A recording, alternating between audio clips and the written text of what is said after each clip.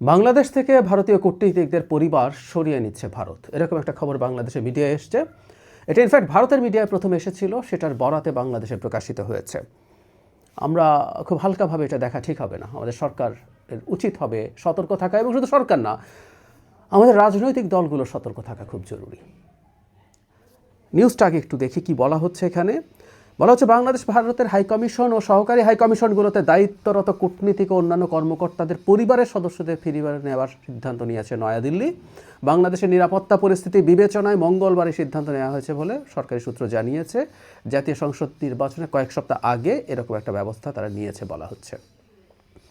এটা নিরাপত্তা পরিস্থিতি বিবেচনায় সতর্কতামূলক ব্যবস্থা হিসেবে বলছে। মানে এখানে যেটা বলা হচ্ছে সেটা হলো, যারা অফিসার্স আছেন, যারা এমপ্লয়েড আছেন, সেই কাজগুলো ঠিকঠাক মতো চলবে। হাই কমিশন এবং ডেপুটি হাই কমিশনগুলো ঠিকঠাক মতো চলবে, এগুলোর ক্ষেত্রে কোনো কাটছাট করা হচ্ছে না। মানে পরিবারের সদস্যদের ফিরিয়ে নেওয়া হচ্ছে। কথাটা এইরকম, রিস্ক আছে, কিন্তু আবার এত রিস্ক না যে তাদের কর্মকর্তাদেরকে সরিয়ে নেবে। তারা রিস্ক কমানোর জন্য পরিবারের সদস্যদেরকে ফিরিয়ে নিচ্ছেন। আমরা ভারতের সাথে সাম্প্রতিক সময়ে আমাদের যে ধরনের অ্যাটিটিউড, যে ধরনের এনগেজমেন্ট, যে ধরনের রিয়াকশন, ভারতের এটাকে আমরা হয়তো পাত্তা দিতে চাইবো না, কিন্তু আমাদের মনে রাখতে হবে যে এই পদক্ষেপটাকে খুব হালকা করে যেন আমরা না দেখি। আমাদের ভারত কি চাইছে আসলে বাংলাদেশের নির্বাচন প্রসঙ্গে? যে নির্বাচনটা হতে যাচ্ছে এটা ভারত পছন্দ করছে না, পছন্দ না করার কোনো কারণ নেই। কারণ এই নির্বাচনে আওয়ামী লীগকে পার্টিসিপেট করতে দেয়া হচ্ছে না, সঙ্গত কারণেই। যদিও এই আলাপ আমরা করেছি যেভাবে এক্সিকিউটিভ ডিসিশনের কারণে আওয়ামী লীগ নির্বাচনে পার্টিসিপেট করতে পারছে না, এটা আমাদের জন্য ভালো হয়নি। খুব ভালো হতো যদি বিচারিক প্রক্রিয়ায় একটা সিদ্ধান্ত নিয়ে কাজটা করা যেত। যাই হোক, যেহেতু আওয়ামী লীগ পার্টিসিপেট করতে পারছে না, এটা পছন্দনীয় নয়। এবং ডক্টর ইউনূসের সরকারের তুলনায় একটা নির্বাচিত সরকারের সাথে হয়তো এনগেজ করতে সে বেটার ফিল করবে, কারণ ডক্টর ইউনূসের সাথে ভারতের সম্পর্ক খুব খারাপ হয়ে গেছে। কিন্তু আদতে বাংলাদেশে একটা স্থিতিশীল সরকার থাকুক, এটা ভারত চাইবার কথা না। স্থিতিশীল গণতান্ত্রিক সরকার থাকুক, এটা ভারতের চাইবার কথা না। কেন আমি পরে বলছি। এই প্রেক্ষাপটে তারা যখন তাদের কূটনীতিকদের এবং অন্যান্য দায়িত্বরতদের পরিবারকে সরিয়ে নিচ্ছেন, এর মাধ্যমে আসলে একটা গ্লোবালি মেসেজ যাবে, ভারতের ভেতরে মেসেজ যাবে যে বাংলাদেশের নিরাপত্তা পরিস্থিতি আসলে খুব খারাপ। এটা খুব অস্বাভাবিক না, এই মেসেজটা আসলে যাবে। এই প্রেক্ষাপটে দাঁড়িয়ে আমাদের সরকারের উচিত হবে তার নিরাপত্তা, মানে বাংলাদেশে যে নিরাপত্তা পরিস্থিতি বিরাজ করছে নির্বাচনকে সামনে রেখে, সেটাকে স্ট্রেংথেন করা, সেটাকে ভিজিবল করা, এবং ইন্টারন্যাশনালি খোঁজখবর রাখা কোথায় কোথায় এই জিনিসগুলো নিয়ে কথাবার্তা হচ্ছে, এবং প্রয়োজনে সেই জায়গাগুলোতে আলাপ আলোচনা চালিয়ে যাওয়া।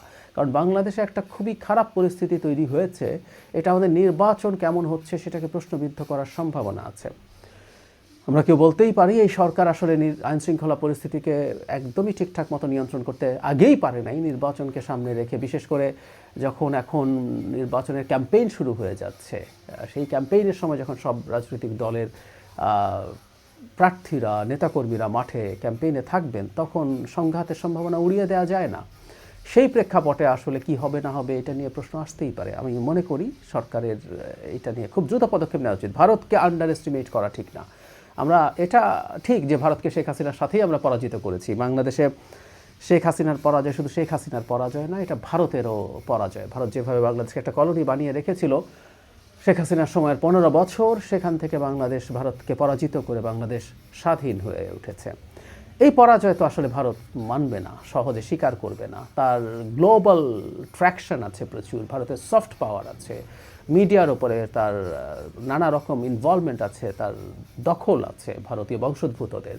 আমরা এই কারণে যেন ভারতকে আন্ডার এস্টিমেট না করি। ভারতের সাথে আমরা ইভেন আমাদের সম্পর্ক অনেক বেশি খারাপের পর্যায়ে চলে যাক, সেটাও আসলে ঠিক মতো আমরা চাইবো না। আমি প্রায় একটা কথা বলি, আমরা চাই ভারতের সাথে বাংলাদেশ একটা স্বাধীন সার্বভৌম দেশ, এইটা মেনে নিয়ে ভারত আমাদের সাথে একটা এনগেজমেন্টে যাবে, তার প্রিভিয়াস অ্যাটিটিউডকে রিয়ালাইন করবে।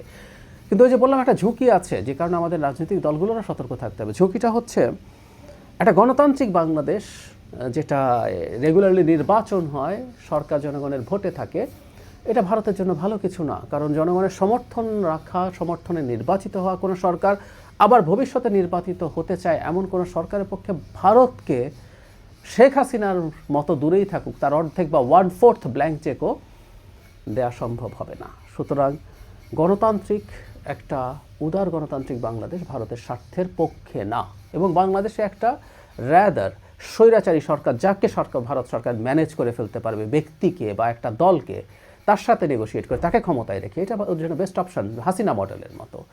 তো ফলে এটা ভারত চাইবে না। বাংলাদেশের নির্বাচনকে প্রশ্নবিদ্ধ করার জন্য যেসব আন্তর্জাতিক কাজ হবে তাতেও ভারতের ইনভলভমেন্টের সম্ভাবনা খুবই আছে।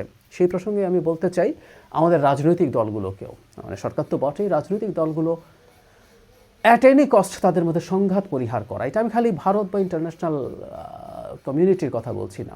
বাংলাদেশে একটা ভালো গ্রহণযোগ্য নির্বাচন, মানে ডক্টর ইউনূস যেভাবে বলছেন ইতিহাসের সেরা নির্বাচন, সেটার দরকার নেই, সেটা হবেও না, কিন্তু গ্রহণযোগ্য একটা ভালো নির্বাচন যদি বাংলাদেশের না হয় আমরা খুব বড় বিপদের মধ্যে চলে যাব।